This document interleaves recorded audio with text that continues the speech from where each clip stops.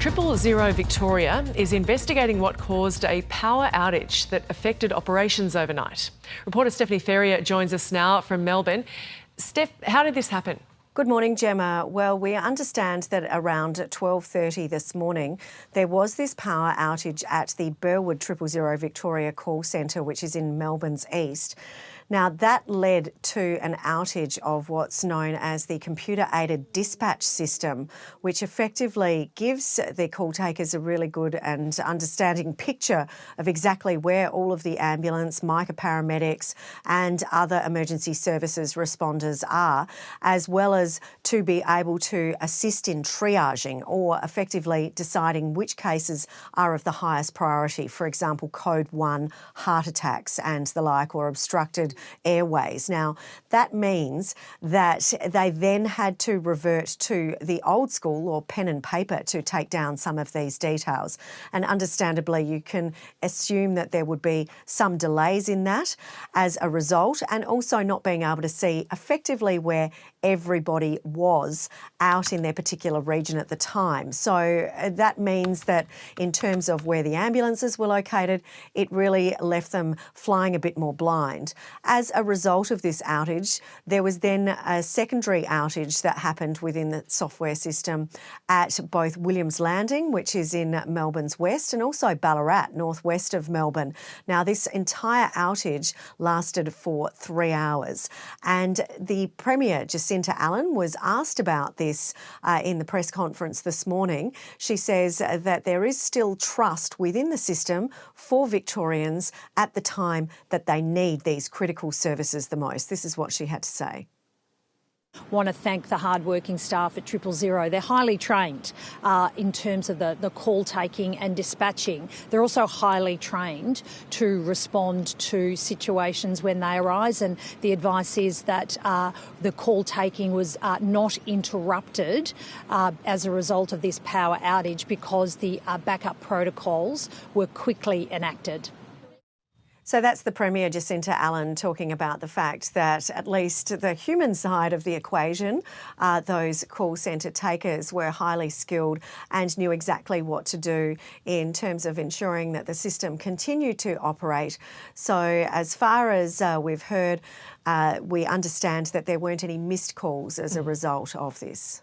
Steph, what other reaction has there been?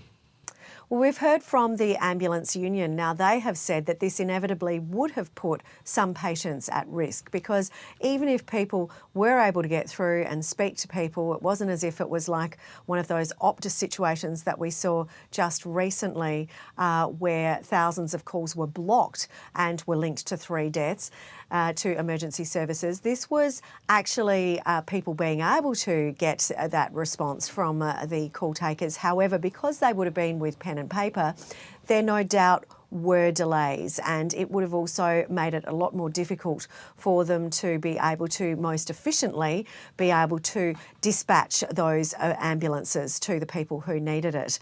And we also know that in these sorts of cases, it's understood that there would have been delays as a result of them having to use pen and paper instead of that much faster computerised system that normally operates. We've also heard from Ambulance Victoria. Now, they work in conjunction with 000 Victoria, I should say, and they have said that this is obviously very concerning to them. They have convened meetings to be able to get to the bottom of this. The union is talking about the fact that there needs to be a better backup system than the outdated one that currently is there. We haven't heard details from Ambulance Victoria about what they think. However, we've also heard from the opposition here saying that really questions need to be asked about exactly how many calls could have been missed, because we simply don't know exactly whether or not that was not the case. Also, how long these people's treatment were delayed for as a result of this outage. And obviously, these are going to be some of those questions that need to be answered by that very thorough investigation that 000 Victoria has promised. And it should be noted that this comes after a couple of years ago, Triple Services Victoria actually was rebranded as that name.